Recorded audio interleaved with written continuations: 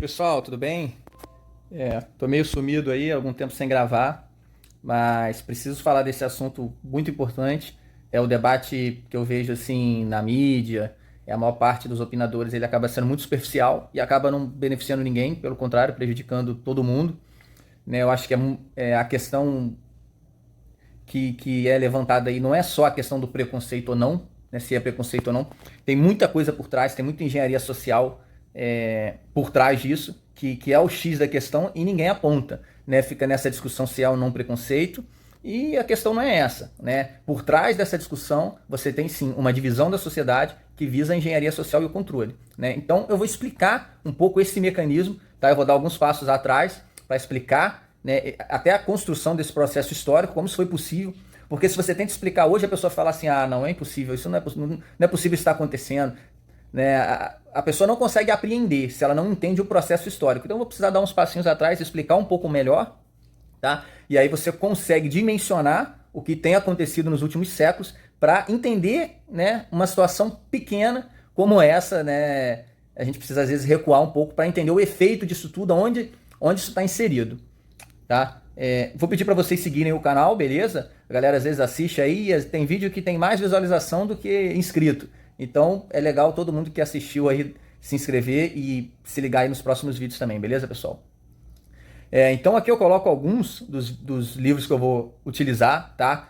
Muita coisa que eu vou resumir, então assim, vai ficar um pouco superficial, às vezes posso estar fazendo algum salto, tá? Mas é pro vídeo não ficar muito longo, né, e acabar ficando chato, também as pessoas não assistem e também não tenho tempo de ficar gravando muitas aulas, coisa muito longa, né, até porque o canal ele não tem rendimento financeiro para mim, então é uma coisa que eu faço mais quando eu sinto a necessidade, né, às vezes até quase como um desabafo, né, porque você vê muita informação equivocada por aí, então é uma maneira de eu desabafar também. Então fica aí a sugestão de vídeos, né, se alguém, enfim, quiser voltar depois e olhar com calma, pegar alguma sugestão aí, ou enfim, quiser alguma temática mais específica, pode perguntar nos comentários, tá? Que eu faço uma indicação mais específica a algum assunto, tá? Mas aí tá um pouco de tudo. Isso sem entrar na questão filosófica, tá? Que eu vou entrar superficialmente, né? Alguma parte filosófica, mas isso aí, como eu não vou entrar muito, não coloquei, né? Até porque entrei mais nas polêmicas, assim, da geopolítica, da história,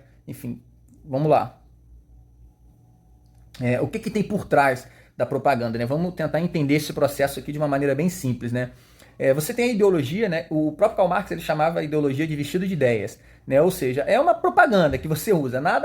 A ideologia nada mais é do que uma propaganda. É um verniz que você usa ali no que você de fato quer fazer, né? E aí você conta esse caô para as pessoas e elas acreditam, né? Por exemplo, essa ideologia, né, por exemplo, que vem lá da Revolução Francesa de igualdade e liberdade, né? Isso, você vê que a ideologia é sempre linda, né? Ela é sempre maravilhosa. Quem não quer igualdade e liberdade, né? A mesma coisa de eu falar assim, quem não quer ficar milionário dentro de casa sem fazer nada? Todo mundo quer, né? Então, quer dizer, a ideologia ela é mais ou menos isso, é uma promessa, assim, utópica. É igual a serpente, né, que prometeu lá pra Eva. Você quer ser como Deus? Quem não vai querer, né? Você faz esse tipo de pergunta, né? Então, quer dizer, mas no fundo, essa característica utópica da ideologia, né, ela tem também o auto-engano do ser humano, porque o cara só do cara acreditar numa idiotice dessa, você vê que tem ali no fundo dele um pouco de maldade, de ingenuidade, de ignorância, né, de burrice, de analfabetismo funcional, porque um ser humano minimamente racional, ele vai ver que isso não, assim, ou as pessoas são iguais, ou elas têm liberdade, porque se elas tiverem liberdade, elas não vão ser iguais.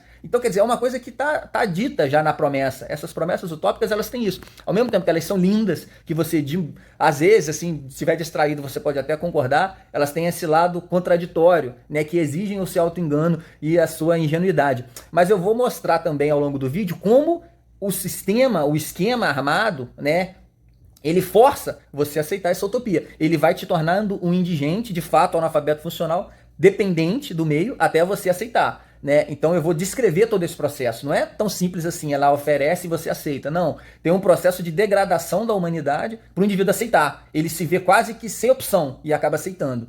Né? Então tem essa característica da ideologia, mas o que acontece na realidade? Na realidade, esse papo de liberdade e igualdade, o que ele gera na realidade? Uma coisa é a promessa, né? É a mesma coisa. O estuprador, ele chega pra garotinha e fala assim, vamos ali fazer um piquenique no bosque. Qual é o problema de fazer um piquenique no bosque? Não tem problema nenhum, mas o objetivo desse não é esse. O objetivo dele não é esse. Esse é o ponto, né? Se vocês têm um cara canalha, você não vai acreditar no que ele tá falando, pô. Tem que ser muito ingênuo, né? Você pega lá o sem dedo lá, pega as promessas dele. Você vai acreditar nas promessas dele que ele está falando? Meu irmão, não é para você acreditar na promessa do que ele está... É para você ver se ele é um indivíduo.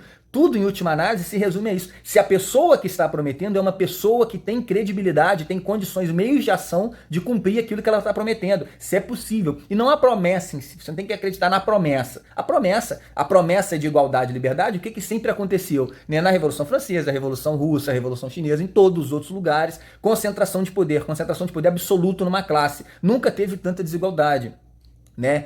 E tão pouca liberdade. Essa promessa de liberdade e igualdade ocasionou no quê? Nunca teve uma sociedade tão desigual e com tão pouca liberdade. É exatamente o contrário. Você vai ver que é típico do discurso da serpente, né? É sempre contraditório e sempre acontece o contrário. Essas características, elas sempre estão presentes na promessa da serpente. Ela é sempre contraditória e sempre acontece o contrário do que ela está prometendo, né? Então, a liberdade e a igualdade resultou em quê? Concentração de poder político, econômico e militar numa só classe de pessoas, né? Ou seja, um controle absoluto, né? E a tendência é piorar, tá? Se você vê o novo sistema que está por vir, vai ser pior. Fica aí até o final para você entender, né?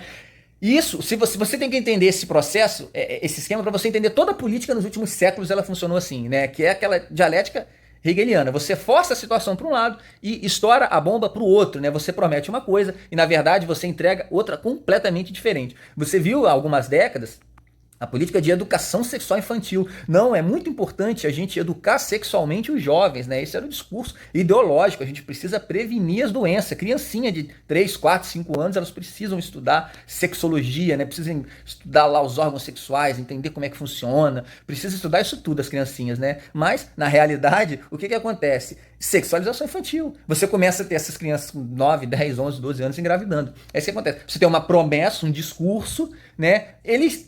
Eu até acredito que tem alguns ali idiotas úteis no meio desse discurso que acreditam de fato nessas coisas, né? Dependendo do nível de droga que o cara usa, do nível de ignorância, enfim, talvez ele acredite de fato nessas coisas. Mas quem tá por trás, quem tá planejando isso, com certeza sabe que o objetivo sempre foi a sexualização. Só que ele inventa alguma desculpa pra... aquele exemplo do estuprador que eu falei. O estuprador sempre quis estuprar. Agora, ele dá a desculpa de ir no bosque e fazer um piquenique, ou de estudar, sei lá o que. Ele vai inventar alguma coisa bonita, mas no fundo, a intenção não é aquela. Né? Eu vou dar aqui outro exemplo, né? As causas ambientais. Né? Qual é o discurso ideológico? Salvar o planeta. Quem vai ser contra salvar o planeta, gente? Só um louco. Só se o cara tiver maluco, né? Imagina, e você fazer parte disso, salvar o planeta. Quem não quer salvar o planeta? Quem não quer ser um super-herói de salvar o planeta? Qualquer um, né? Então, quer dizer, eles colocam essa ideia, assim, né? Prevenir doenças. Quem não vai querer prevenir doenças? Quem não vai querer liberdade e igualdade? Quem vai se colocar contra isso, né? Então, quer dizer, são propostas...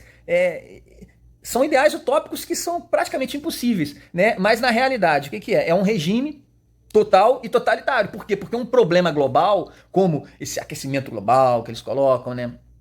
Buraco na camada de ozônio, derretimento das calotas polares, né? Antes era aquecimento global, agora como tem esfriado nos últimos anos, virou, eles tiveram que mudar para mudanças climáticas. Então, quer dizer, eles criam esses problemas para eles mesmos oferecerem a solução, e a solução vai ser o quê? Vai culminar num regime global total e totalitário, que é o que eu vou continuar explicando nos próximos slides, beleza? Então, tem sempre essa característica, a promessa, linda, maravilhosa e contraditória, e a realização completamente oposto. Então, como é que isso acontece, né, na cosmovisão moderna? Vamos entender. E aí parte muito do Kant, né? O Kant tinha aquela coisa que tudo era fenômenos, a gente não consegue apreender a coisa em si, né? Que é uma coisa em si que só existe na cabeça dele, porque nada na realidade é em si, a coisa em si. Você sempre vê uma coisa se relacionando com outras, você vê a estrutura da realidade. Né? Isso na filosofia clássica, ela sempre foi muito mais harmônico, né? Onde você buscava uma relação entre a ideia e o objeto. Né? Não que você fosse apreender completamente o objeto, mas você tinha uma aproximação ali da forma, da essência do objeto, né? do que era inteligível do objeto, você conseguia aprender. Né? E aquilo, bom, sempre funcionou assim, a gente está há 200 mil anos sobrevivendo aqui na Terra, fazendo isso, né? E mesmo depois da crítica kantiana, continua fazendo isso, porque não tem como ser diferente. Essa é a estrutura da realidade. né? Mas a partir dessa crítica kantiana, como se o ser humano não pudesse mais apreender a realidade, o Kant está falando praticamente isso, é todo mundo louco, ninguém está entendendo nada, ninguém está percebendo nada, por acaso a humanidade deu certo até agora, ninguém sabe como, né? Mas não, na verdade não é isso. Mas a partir dessas ideias dele, você não tem mais uma relação entre a ideia e o objeto, a realidade. O objeto aí pode ser objeto, fato, né? Você tem uma relação entre a ideia e a ideia, porque você não tem mais o contato com a realidade. Então o consenso científico passa a prevalecer. Daí que você cria o gatilho, né, para essas absurdidades. Por exemplo, um quadrado pode ser redondo. Por quê? Porque eu acho que é, o outro cientista também acha que é, né? Enfim, aí você abre margem para qualquer coisa. Um homem pode ser uma mulher, um carro pode ser um avião. Se você, né, você começa a permitir esse tipo de coisa. Não que ele tenha dito isso diretamente, não foi isso que ele disse, lógico. Ele não, essas coisas elas vão, eu vou mostrar no próximo slide, elas vão de mudanças sutis ao longo da história. Né? É um projeto satânico mesmo, né? E aí você vê que o negócio é espiritual, porque assim, um homem sozinho ele não pensaria isso. Isso vem ao longo da história se transformando e acontecendo a ponto de se tornar inevitável. As coisas mais absurdas vão se tornando inevitável. Um livro que mostra muito bem isso é o 1984. Né, porque ele mostra ali pro partido, só vale a ideia, a realidade não interessa, né? Ele fica naquela, ele mostra o número 5 e quer obrigar o cara a achar que é 4. Por quê? Porque se ele acha que é 4 e o cara também acha, mesmo sendo 5, passa a ser 4. É essa coisa da primazia da ideia. A ideia manda na realidade, no que está acontecendo. Isso começa, desperta em Kant. É lógico que de lá para cá teve muita coisa, né? Desconstrucionismo, enfim. Vários outros autores foram colaborando, mas o Kant é o principal, né? Onde todo mundo se sustenta, né? E a partir daí, junto com isso, você tem um processo de infiltração e ocupação em vários setores da sociedade, né? Essa infiltração ela parte de quê? De sociedades secretas e ocultistas, tá? Principalmente. A gente tem desde lá do início da Revolução Científica, século XV, XVI, lá, os Rosa-Cruzes, né? Você tem os Illuminatis, a maçonaria, hoje você tem o Clube Bilderberg. Então, quer dizer, você tem várias dessas sociedades ocultistas, né? De clubes de bilionários, de pessoas que querem comandar a sociedade, tá? Que eu vou continuar explicando isso melhor nos próximos slides para você entender, mas só para você entender basicamente essa parte, esses grupos eles vão se infiltrando e ocupando, né? Principalmente a mídia. A gente acha que a mídia já começou uma coisa boa e depois se corrompeu, né? Mas não é assim. Já começou já desde o início. Desde o início o Hitler distribuía rádio para todo mundo lá na Alemanha. Ele fazia questão das pessoas comprarem o rádio, porque era através do rádio que ele ia manipular as pessoas. Desde o início foi assim, gente. Não é que as escolas, por exemplo, já no Manifesto Comunista de Karl Marx, você vê, ele já fala, tem que obrigar todo mundo a ir para a escola. Por quê? Porque é na escola que eles vão manipular. Então, quer dizer, não estou querendo dizer que o que eu faço? Eu não levo para a escola? Você pode até levar, mas você tem que conferir. O pai ele tem que conferir o que o filho está aprendendo. A educação é do pai. A escola ela vai ensinar o conteúdo formal, a educação, a cultura, os valores, isso é em casa. Mas aí o pai se acomoda, deixa o filho aprender tudo, a mãe vai trabalhar também, né? Então o filho tem que ficar o dia inteiro na escola aprendendo. Aí o filho volta de lá completamente diferente dos pais. E aí você já não consegue mais ter uma relação harmoniosa na família, e aí você destrói a família, né? Enfim, é um processo que vai... E aí nas universidades pior ainda, né? Não precisa nem exemplificar a questão das universidades. A arte também, você vê hoje todos os filmes, todas as músicas. Eu não consigo escutar música mais há muitos anos, galera. A não ser que seja uma música antiga. Eu parei de ouvir rádio. Eu simplesmente não consigo. Eu gostava de escutar rádio. Mas eu não consigo mais. Há muitos anos eu não consigo mais ligar. Eu ligo o rádio, 2, 3 minutos, você muda de estação. Só tem assim, não tem uma letra, não tem uma música. As músicas, e no começo eles destruíram só as letras, né? E ainda tinha uma harmonia, um ritmo. Agora nem ritmo não tem mais, assim, é uma coisa horrorosa. E olha que eu não sou especialista, não. Eu não entendo muito de arte, não, mas assim, não precisa ser especialista. Basta você ter uma. Se você tiver 4, 5 neurônios funcionando, você vai ver que o negócio ali tem uma coisa errada, né? Isso não só na música, né? Novela, filme, livro, qualquer coisa que você for pegar. Os livros agora, né? Vem dando uma renovada. Principalmente a partir do trabalho do Olavo de Carvalho, que introduziu vários livros, inclusive a maior parte daqueles livros que eu coloco ali foram livros que eu peguei de indicação a partir das aulas do Olavo de Carvalho.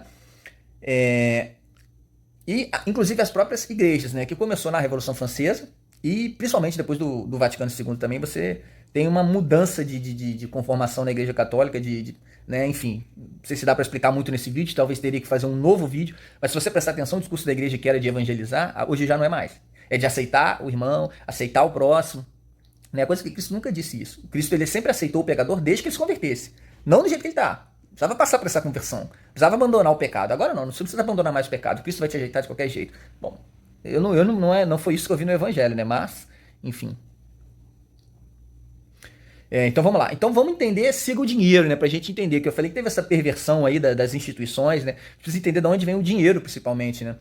Uma coisa que Karl Marx colocou lá, eu acho que até que as estruturas históricas que ele colocou não tá tão errada, né? Mas o que ele errou é o seguinte: quando ele fala de luta de classes, quando você sai de um sistema por outro, como se trocasse essa elite, é aí que ele errou, né? Na verdade, quando você tem a mudança do Império Romano para o feudalismo, são os mesmos generais romanos que abandonam as cidades e montam os feudos. É lógico que nesse meio tempo, guerra, enfim, pode ter algum bárbaro que cria um feudo e conquista na guerra, enfim. Mas 80%, 90% da classe dominante se mantém a mesma. Quando você vai do feudalismo para a nobreza, a mesma coisa, né? Quem são os primeiros nobres? São seus feudais, pô.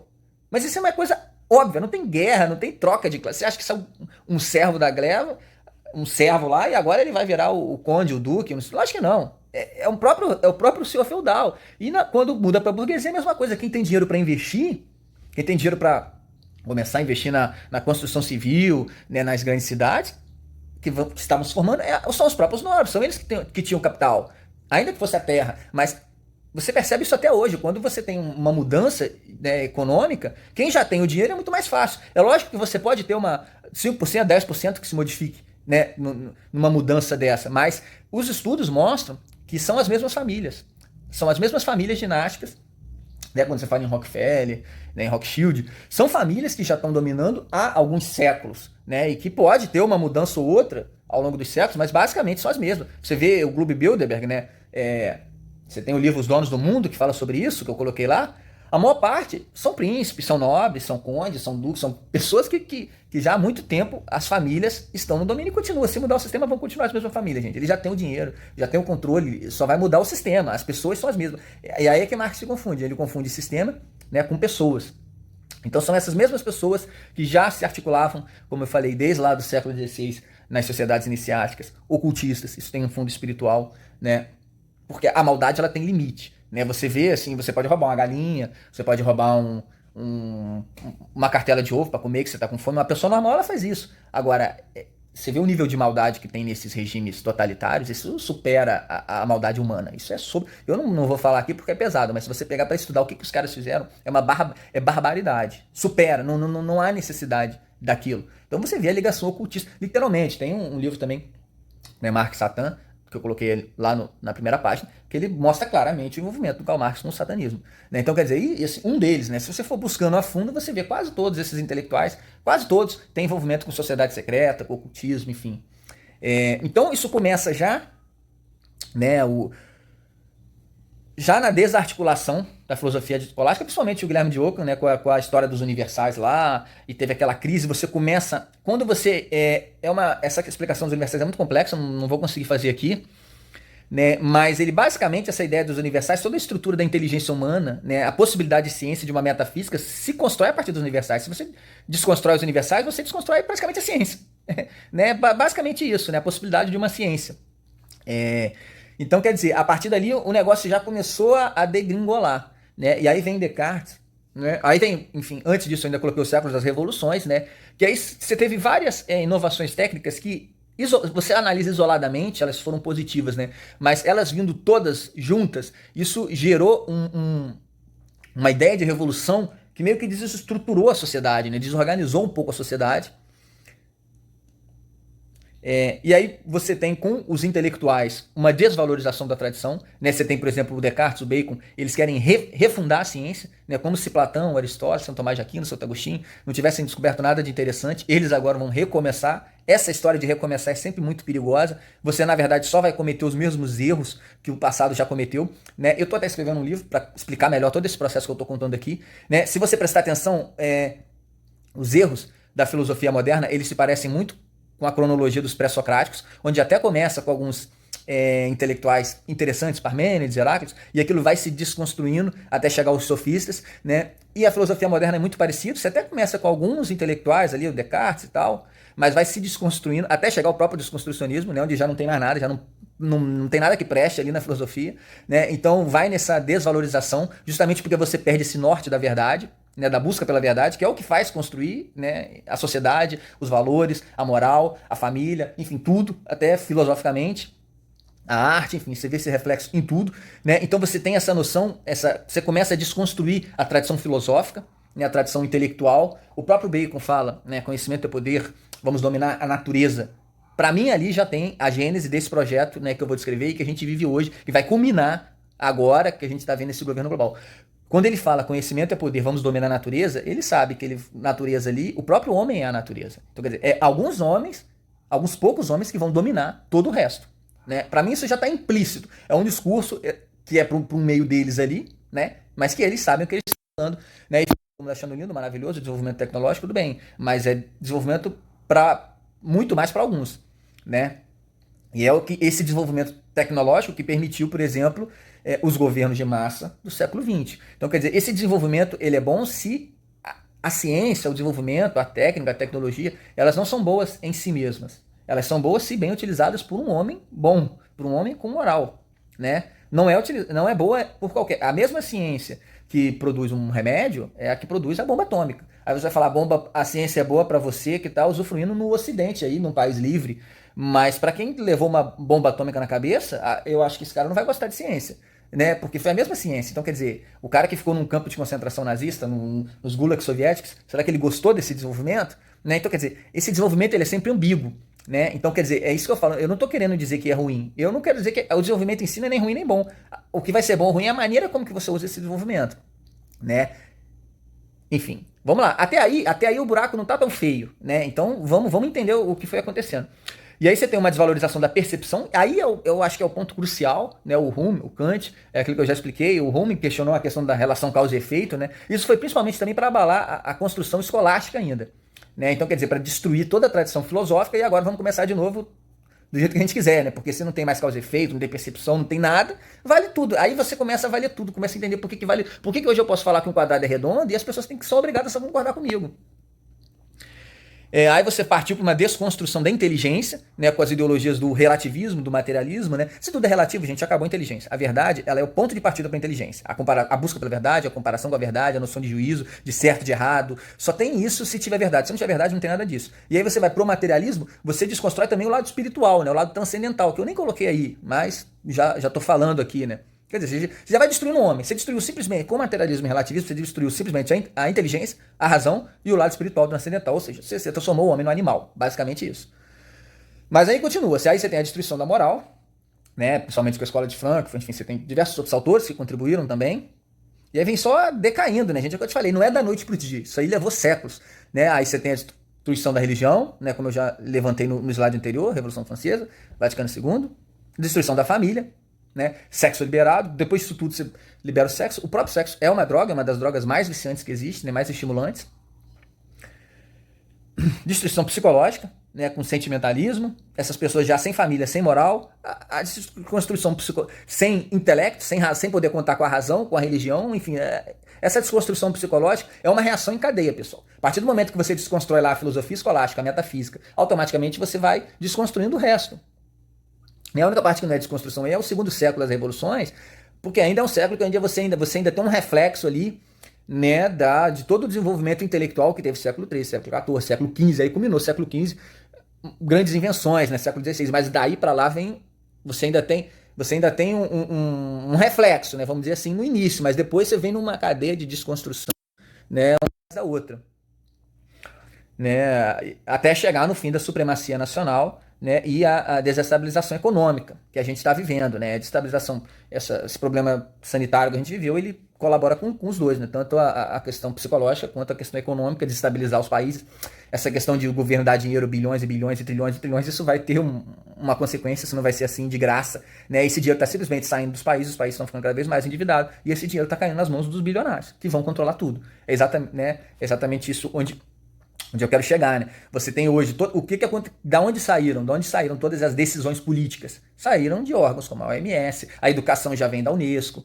né? Você tem, enfim, todas essas decisões sendo tomadas por entidades supranacionais, já são elas que decidem tudo. Você tem um congresso aqui, o congresso não manda em nada, hoje em dia já dá para saber, esse processo sanitário que a gente passou facilita até eu gravar um vídeo desse, né? Porque se eu falo isso antes, as pessoas não iam acreditar. Hoje ficou tudo muito claro, né?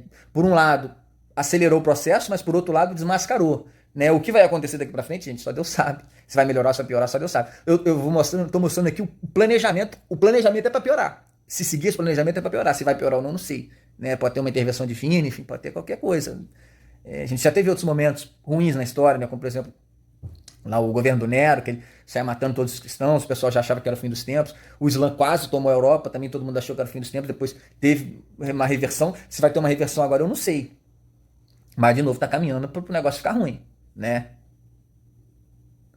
E aí você tem um ciclo aí, eu coloquei da animalização, né? Que esse indivíduo já, a partir desse processo dos últimos séculos, né? Que são os indivíduos hoje formados no ensino formal aí, que fez educação, né? O colégio, que saiu de uma universidade, já é um indivíduo atômico porque é um átomo solto, né? Ele já não tem mais família direita, a família está desestruturada, já não tem moral, não tem religião, não tem razão, não tem nada, não tem força psicológica, né? É um indivíduo que facilmente vai vítima fácil do vício, principalmente o sexo, né? Batendo principalmente aí no sexo, a gente vê essas questões, essas ideologias mais recentes, por isso que eu tô falando da questão do sexo, né? O sexo e as drogas. A droga tem ainda o agravante de deixar o indivíduo burro, né? Porque isso é uma coisa bem nítida, né? Isso ninguém fala, mas quanto mais droga o cara usa, mais burro ele vai ficando, menos ele tem capacidade de entender o processo, né? E aí você vai criando um indivíduo que vai ser obrigado a seguir uma vez que esse indivíduo está viciado, ele vai ser obrigado a seguir o próprio vício. E aí você cria uma dissonância cognitiva. O pouco de valor que esse indivíduo ainda tem, né? A partir do vício, a partir das drogas, né? O vício no sexo também, ele começa a ir contra esses valores, né? E aí ele é obrigado a abandonar os próprios valores. Você deixa esse indivíduo numa sinuca de bico. Ele tem por um lado um restinho de valor e tem o vício. Esse indivíduo sem força, sem família, sem religião, sem razão, ele facilmente abandona o resto de moral que ele tinha, o resto de família que ele tinha, o resto de razão que ele tinha para seguir o vício, né? Esse indivíduo, ele se vê obrigado a aderir a essas ideologias. Aí você começa a entender por que o indivíduo adere a essa ideologia, porque ele já não tem mais opção praticamente, ele só tem o vício. A única coisa que ele tem é o vício, e aí ele adere à ideologia, encontra outros viciados lá com ele, né? Geralmente são jovens, eles pegam os jovens, porque o jovem é mais fácil. Agora eles querem pegar as crianças, por quê? Porque a criança é mais fácil, gente. Por que você já não vê essas ideologias adentrando nos desenhos infantis? Porque a criança é ingênua, não tem as defesas formadas. Você vai pegar um homem formado já, o cara que leu Platão, Aristóteles, é mais fácil ele mudar a sua ideologia do que você convencer ele, não vai. Agora a criancinha, ela cai. Né? Por isso que cada vez mais eles querem pegar cada vez mais cedo. Quanto mais cedo você vicia uma criança também, mais difícil é você reverter esse processo, mais difícil é você abandonar esse vício. Né? É um processo quase irreversível. Dependendo da idade que você pega essa criança, é muito. Porque o processo começa a ser fisiológico, de deformação neurológica mesmo. Né? Então, quer dizer, é muito difícil reverter um quadro desse. E aí esse indivíduo nessa situação, ele afirma que um quadrado é redondo. E se você desconfiar, e se você discordar dele que o quadrado é redondo, ele vai te chamar de preconceituoso, vai te chamar de racista, vai te chamar de fascista, vai te chamar de nazista, vai te chamar de qualquer coisa que precisar chamar. Né? Por quê? Porque ele já está num ciclo ali que ele está dominado, né? Pelo vício, pela ideologia. Às vezes ele tem um emprego associado a isso, um meio social, os amigos, enfim. Nesse momento ele já não tem mais defesa contra isso, já foi a família. Isso aí já foi há muito tempo, né? Família, razão, enfim. Isso aí já foi. Né? Nesse momento ele defende qualquer coisa. Se mandar defender que 2 mais 2 são 40, ele vai defender. Por quê? Porque ele está preso, né? Nesse ciclo aí que eu demonstrei ao longo do vídeo. E aí você tem uma fragmentação da sociedade, porque um defende o A, um defende o B, um defende o amarelo, outro defende o azul, outro defende o verde, um outro defende, né, essa mistureba aí de ideologia, cada um defende, e você tem todo mundo brigando, né? O dinheiro passa a ser o único controle regulador. Quem tem o dinheiro, quem controla o dinheiro? Aquelas famílias, né? Lá do outro slide. E se você prestar atenção, o dinheiro hoje ele não é terra, ele não é serviço, ele não é nada. O dinheiro é Bitcoin. É o dinheiro, alguém inventou aí, é o dinheiro.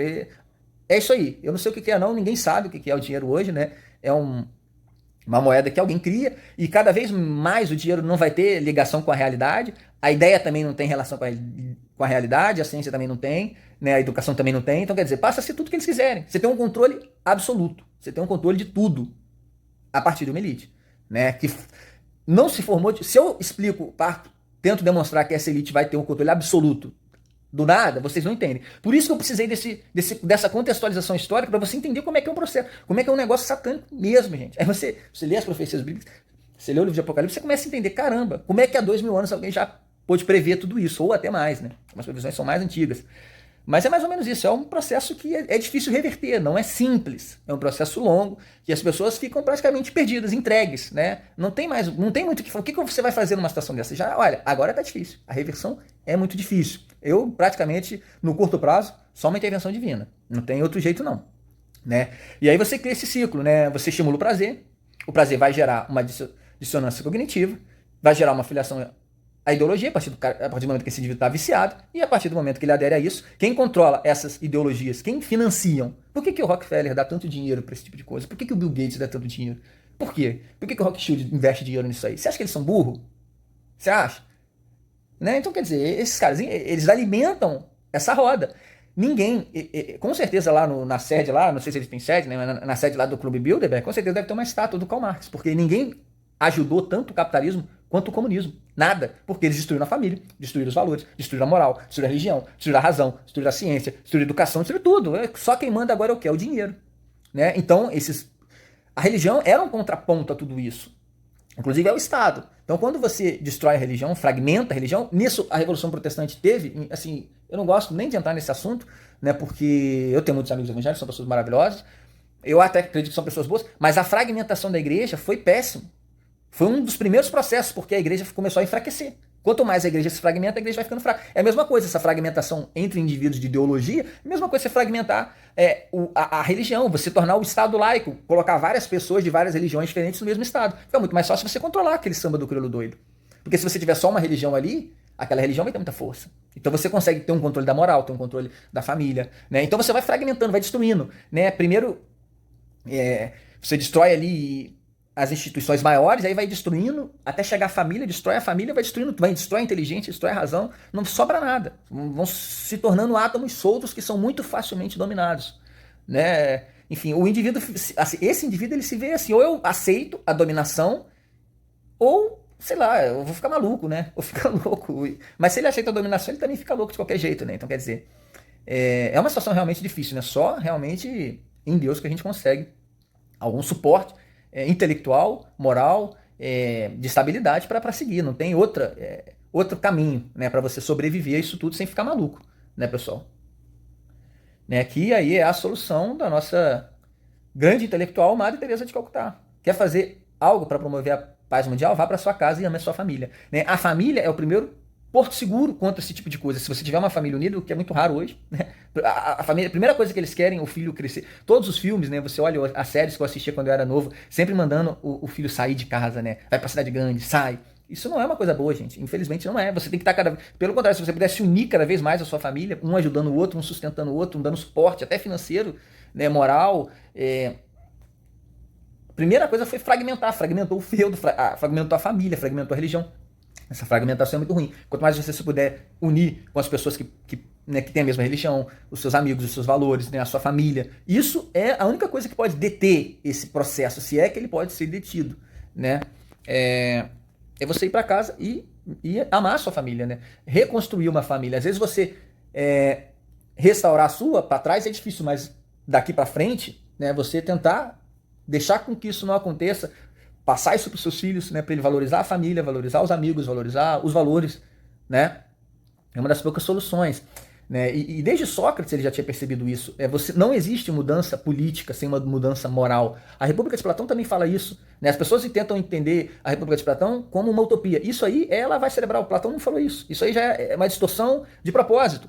Platão ele faz uma associação da alma com a cidade.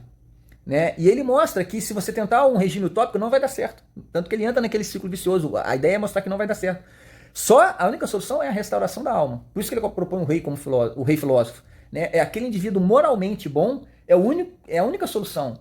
Né? Você tornar as pessoas boas. Pessoas boas vão formar cidades boas. Pessoas ruins vão formar cidades ruins. Não tem jeito. Não é o sistema político. Não é você sair de um parlamentarismo para uma monarquia, para uma república, para uma não sei o que lá. Pode inventar o sistema que for. Se não tiver pessoas boas, se não tiver famílias unidas, não vai dar certo.